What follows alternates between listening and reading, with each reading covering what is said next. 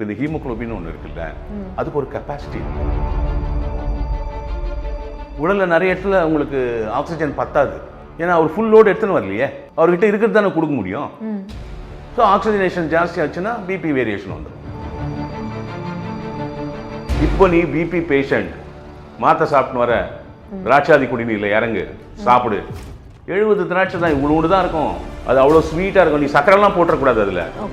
தண்ணி திராட்சை கொதிக்க வச்சா இறக்குன, வடிகட்டின, எல்லா திராட்சையும் வச்சு வடிகட்டினேன், குடிச்சிட்டு படுக்கிற நைட்டு, அவ்வளோதான். நீ வாரத்தில் 3 நாள் நீ வந்து திராட்சாதி குடிநீர் குடிச்சின்னு வா, உனக்கு பிபியே வராது. ஆனால்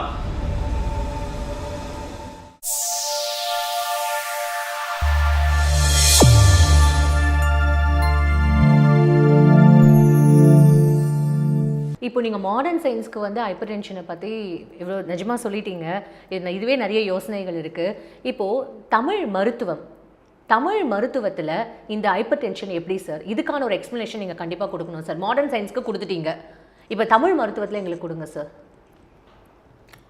தமிழ் மருத்துவத்தில் தமிழ் சான்றோர்கள் இதை ரொம்ப அற்புதமாக படிச்சுட்டாங்க, பியூட்டிஃபுல்லாக படிச்சிருக்காங்க. இதை இங்கே தான் உண்மையான நேச்சருடைய சயின்ஸ் வருது. இங்கே தான் இப்போ ஹீமோகுளோபினோட ஒரு ரெட் பிளட் கார்பஸில் ஆர்பிசியோட ஒரு பார்ட் தான் haemoglobin. Haemoglobin is a protein component, it's iron based, இரும்பு சத்து. ஸோ இவர் தான் வந்து முழு முதற் கடவுள். எப்படின்னா ஹீமோகுளோபின் என்ற இந்த ஹெச்பி இருக்கு பாருங்க, இவர் தான் லங்குக்குள்ளே வரும்போது ஆக்சிஜனை அப்சர்வ் பண்ணிப்பார். ஓகே, ரீட்டைன் பண்ணிப்பார், வச்சுப்பார். ஆக்சிஜன் எடுத்து தன்னுள்ள வச்சுப்பார். சரி, பிளட் எல்லா இடத்துக்கும் போகும்போது ஆக்சிஜன் எல்லாருக்கும் கொடுக்குறாரு. ஓகே, இது உங்களுக்கு தெரியும். புரியுது sir. The substance called hemoglobin has the capacity to receive the oxygen, hold it with it and deliver it to all parts of the body. Every cellக்கு ஆக்சிஜன் நம்மளுக்கு வேணும், ஒவ்வொரு உயிரணுக்கும் ஆக்சிஜன் கொடுத்தாகணும். அது ஹீமோகுளோபினோட வேலை. ஓகே. இப்போ 1985லேருந்து 1992 வரைக்கும் அந்த ரிசர்ச் பண்ணி அதனுடைய ஒரிஜினல் அந்த சிஸ்டம் உள்ளே பார்த்தாங்கல்ல. ஆமாம். ஏன் வந்து ரத்த நாளம் சுருங்கி ஆக்சிஜனை ஏற்றுது, இது அந்த அந்த ரத்தத்தை ஏற்றுது, அழுத்தத்தை, நிறைய ரத்தம் பாய்ந்து, ஏன்னா அங்கே ஆக்சிஜன் கம்மியாக இருக்கிறதுனால அது கொடுக்குது போய்.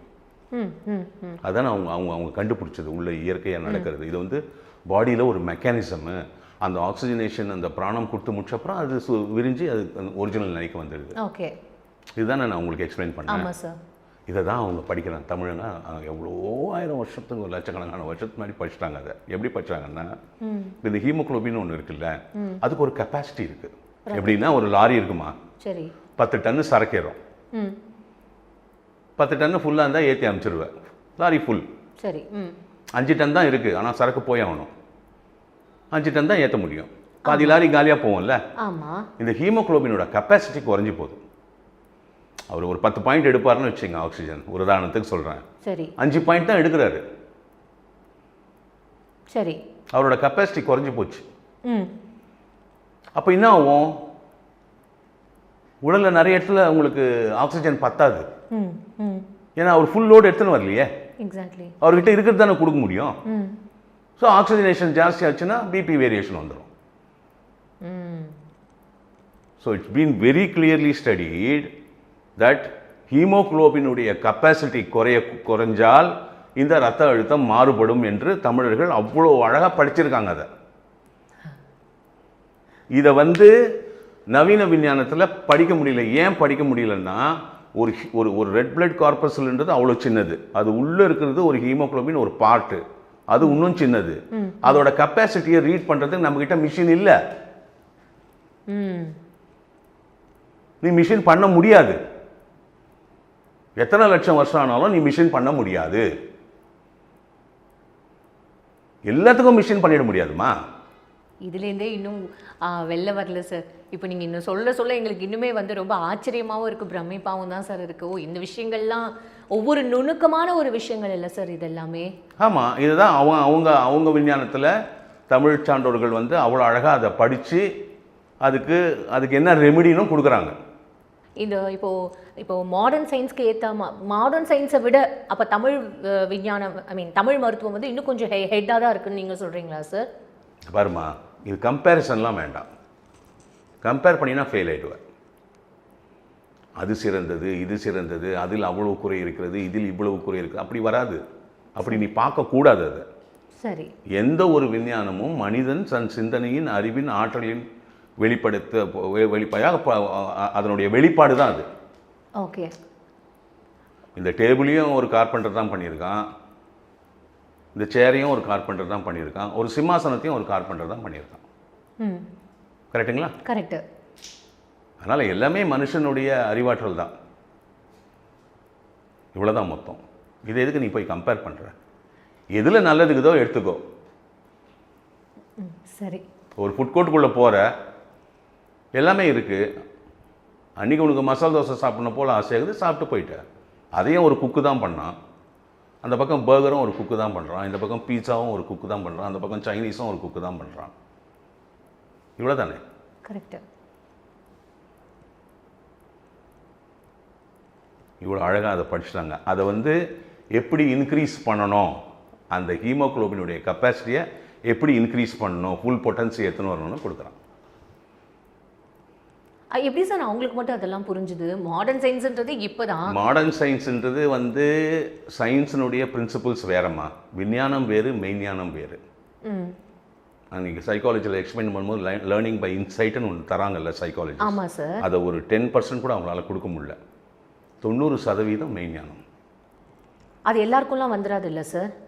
எல்லாருக்கும் வந்துடாது அப்படின்னு இல்லை. ஒருத்தன் இப்போ ஒரு கிளாஸில் 50 பேர் படிக்கிறாங்க, ஒருத்தன் தானே ஃபஸ்ட் ரேங்க் வாங்க முடியும். எல்லாரும் ஃபஸ்ட் ரேங்க் வாங்க முடியாது. எப்படி வாங்க முடியும்? ஒரு ஞானி படைச்சு கொடுத்துட்டு மனித குலத்துக்கு ஹெல்ப் பண்ணிட்டு போகிறான். இப்போ இவ்வளோ புரிதல் இருக்குது சார், இந்த மாடர்ன் சயின்ஸ்னால தான் நமக்கு இவ்வளோ எக்ஸ்ப்ளனேஷன், இவ்வளோ டீட்டெயிலிங்கெல்லாம் தெரியுது. அப்போது நீங்கள் சொல்கிற இந்த தமிழ் மருத்துவம்லாம் 1000 வருஷத்துக்கு முன்னாடி தானே சார்? நீங்கள் மெய்ஞானம்னு சொன்னாலும் இந்த குடல், அதுக்கு மேலே இந்த பேங்க்ரியாஸ், இந்த கிட்னி, அந்த அண்டர்ஸ்டாண்டிங்லாம் எப்படி சார் வந்திருக்கும்? அது இதுக்கு மேலே அவங்க இப்போ அகத்தியர் குணப்படம்லாம் எடுத்துன்னா ஃபுல் அனாட்டமி எழுதிட்டு போயிருக்காரு சார். அப்புறம் எனக்கு இங்கே இன்னொரு கொஸ்டின் இருக்குது சார். இப்போது இந்த லிவருக்கு எப்படி சார் தெரியுது இதுக்கான மருந்து தான் இதுக்கான மருந்து தான் இதுன்னு சொல்லி அந்த பாடிக்கு எப்படி சார் அது தெரியுது? அது பாடிக்கெல்லாம் தெரியாது. அது சில்லியான ஒரு கொஸ்டினா சார்? இது எனக்கு தெரியல. இப்போ பிபிக்கு அவங்க என்ன க்யூர் கொடுக்குறாங்கன்னு சொல்லிடுறேன். அதுதான் அந்த திராட்சாதி குடிநீர். நம்ம ஊர் கருப்பு திராட்சை இருக்கு பாருங்க, பன்னீர் திராட்சை, ஜூஸ் கடையிலலாம் ஜூஸ் போடுறாங்க. ஆமாம். அது காய வச்சது இருக்குல்ல. ஆமாம். அதை நீங்கள் 1 லிட்டர் தண்ணி எடுங்க சாயந்தரம். மண் சட்டினா ரொம்ப பிரமாதம். 1 லிட்டர் தண்ணி ஊற்று. ஊற வைக்கிறதுலாம் இல்லை, 70 திராட்சை எண்ணி போடு. இந்த திராட்சையை ஊற வச்சு சாப்பிட்றதுனாலாம் கிடைக்காது. உலர்ந்த திராட்சை. ட்ரை ரெசின்ஸ், ட்ரை கிரேப்ஸ், உலர்ந்த திராட்சை, கருப்பு திராட்சை.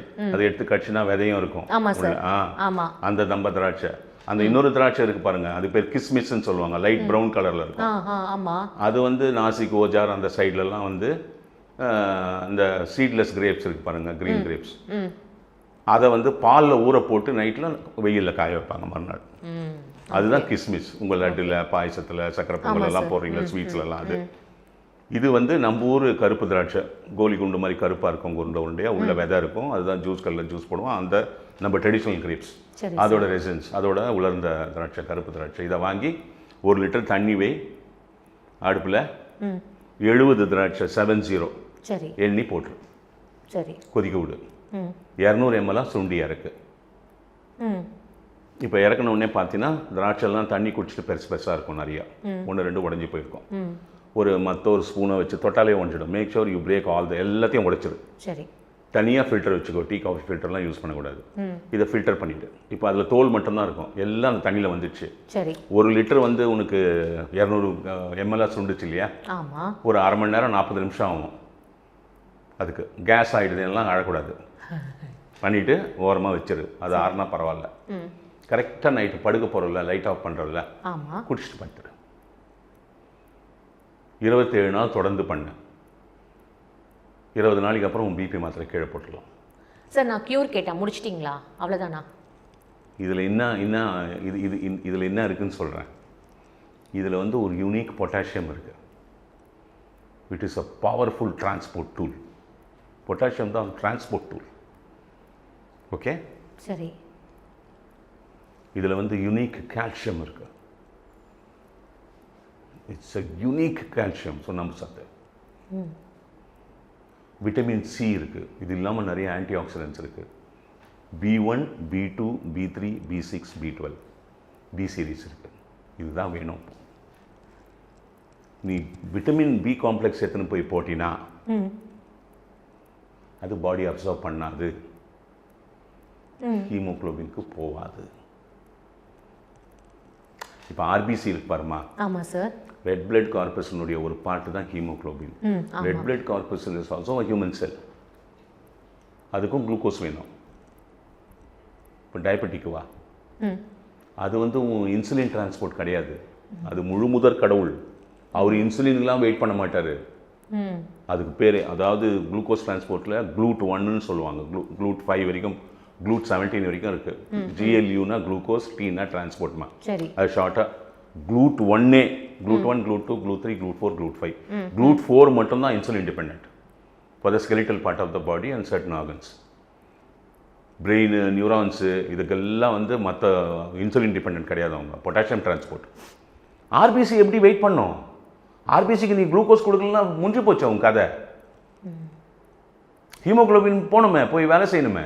கண்டிப்பாக சார். அதனால் GLUT 1 கடவுள் எப்படி கொடுக்குறான் பார், பொட்டாசியம் டிரான்ஸ்போர்ட். அது ஃபஸ்ட்டு குளுக்கோஸ் எடுத்துக்கும். அது எதையுமே உன் டயபெட்டிக்லாம் அதோட குளுக்கோஸ் தேவையை நிறுத்தவே முடியாது. நிறுத்தினா நீ அவுட்டு. இந்த சமாச்சாரத்தை அவங்க இந்த இந்த இந்த இந்த இந்த இந்த இதுக்கு பேரே திராட்சாதி குடிநீர். இதை நீ சாப்பிட்டு சிம்பிள் வெயிட்டில் பண்ணி சாப்பிட்டுக்கோ.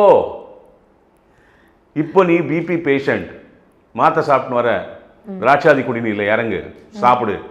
70 திராட்சை தான், இவ்வளோ தான் இருக்கும். அது அவ்வளோ ஸ்வீட்டாக இருக்கும். நீ சக்கரெல்லாம் போட்டுறக்கூடாது அதில். ஓகே. தண்ணி, திராட்சை கொதிக்க வச்ச, இறக்குன, வடிகட்டின, எல்லா திராட்சையும் வச்சு வடிகட்டினேன், குடிச்சிட்டு படுக்கிற நைட்டு. அவ்வளோதான். 20 நாளைக்கு அப்புறம் உன் பிபி மாத்திரை கீழே போடு. 27 நாள் சாப்பிடு.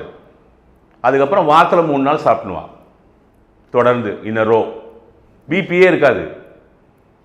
எத்தனை 1000 பேஷண்ட்டை நான் க்யூர் பண்ணி கொடுத்துருப்பேன்னு நினைக்கிற, மாத்திரையை விட்டு வெளியே எடுத்துருப்பேன்னு நினைக்கிற, கணக்கே கிடையாது இந்த 25 வருஷத்தில். போருமா என்ன இவ்வளோதாம்மா மொத்தம். இதுக்கு எதுக்கு சார்? நான் என்ன தெரியுமா சார் இப்போ கேட்க வந்தேன் சார், கியூர் ஃபார் வந்து இந்த ஹைப்பர் டென்ஷன். அதான் கியூர். அதான் சார், நான் நீங்க ஒரு பெரிய ஒரு ப்ராசஸ் சொல்லுவீங்க. அது வந்து ஒரு பெரிய எல்லாத்தையும் பெருசா நீங்க பார்த்து பார்த்து பார்த்து பார்த்து சின்னதா ஒண்ணு வந்து சொல்லும் போது ஐயே இவ்வளவுதானா அப்படின்னு தோணுதா? சார் நிஜமாவே எவ்வளவு அழகா நீ வீட்டுல பண்ணி சாப்பிட்டு போ. நீ ஏன் உன் லிவரை போய் டேமேஜ் பண்ற? இதை நீ 90 நாள் தொடர்ந்து சாப்பிட்டினா ஃபர்ஸ்ட் இது வந்து கான்ஸ்டிபேஷனை கிளியர் பண்ணிடும். இதை தொடர்ந்து சாப்பிடக்கூடாது. உன் பிபிக்காக 27 நாள் சாப்பிட்ட அவ்வளோதான். 21 நாள் சாப்பிட்டா கூட போதும். அப்புறம் வாரத்தில் 3 நாள் தான் சாப்பிடணும். எதையுமே இதுவும் இயற்கை சார்ந்த அந்த திராட்சையாக இருந்தாலும் தொடர்ந்து சாப்பிடக்கூடாது. தொடர்ந்து 90 நாள் நீ தொடர்ந்து சாப்பிட்டினா உன் ஹீமோகுளோபின் 15க்கு மேலே போயிடும்.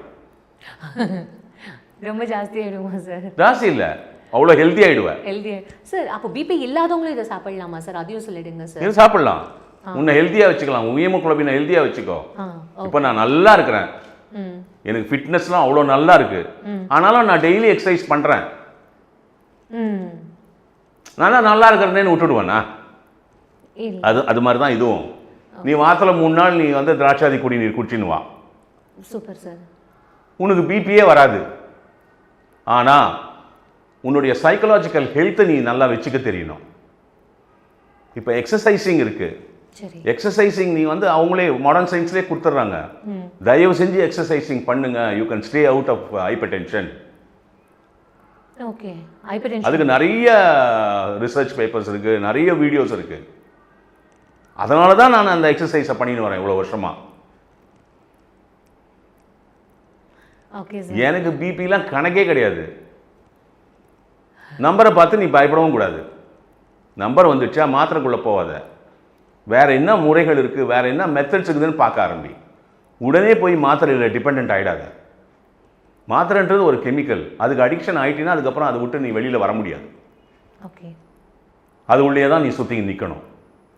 அது வந்து உனக்கு பல பாதிப்புகளை ஏற்படுத்தும். நான் வந்து இந்த ப்ரோக்ராமில் வாண்டடாகவே நான் வந்து சைடு எஃபெக்ட்ஸை நான் ஒன்றும் பெருசாக சொல்லலை. சில பிபி மெடிசன்லாம் கழுத்தே வீங்கிடும், சில பிபி மெடிசன்ஸில் நாக்கு வீங்கும். தெரியுமா உனக்கு? பயப்படாத.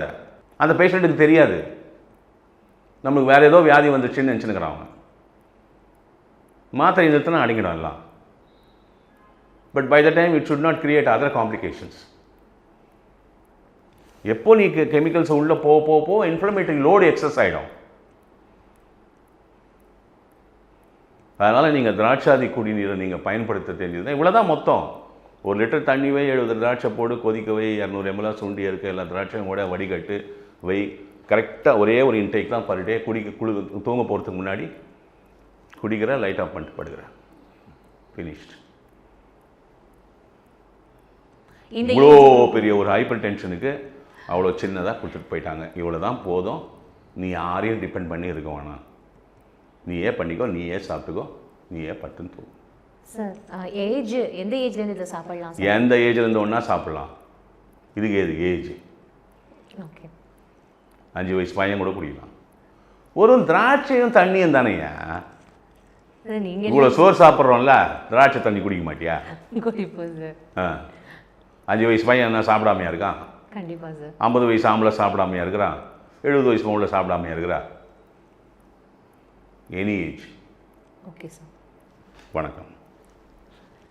உண்மையாகவே ஹைப்பர் டென்ஷனை பற்றி இவ்வளோ ஈஸியாக சொன்னது மட்டும் இல்லாமல் தமிழ் மருத்துவத்தில் நமக்கு எவ்வளோ அழகான ஒரு சொல்யூஷன் கொடுத்துருக்காரு அப்படின்னு தான் நம்ம சொல்லணும். எல்லாருமே இந்த ஹைப்பர் டென்ஷன் இந்த ப்ரோக்ராம் பார்த்து நிறைய வந்து இன்ஃபர்மேஷன் கெயின் பண்ணியிருப்பீங்கன்னு நான் நினைக்கிறேன். உண்மையாகவே நான் அந்த பிரமிப்பிலேருந்து வெளில வரல, அதனால தான் எனக்கே வந்து கொஞ்சம் ஸ்ட்ரக் ஆகுது. மீண்டும் அடுத்த வாரம் வேறு ஒரு எபிசோடில் உங்களை வந்து மீட் பண்ணுறோம். அதுவரை உங்களிடமிருந்து விடைபெறுவது உங்கள் அமிர்தா. மறக்காமல் எல்லாரும் லைக் பண்ணுங்கள், கமெண்ட் பண்ணுங்கள், ஷேர் பண்ணுங்கள், சப்ஸ்கிரைப் பண்ணுங்கள்.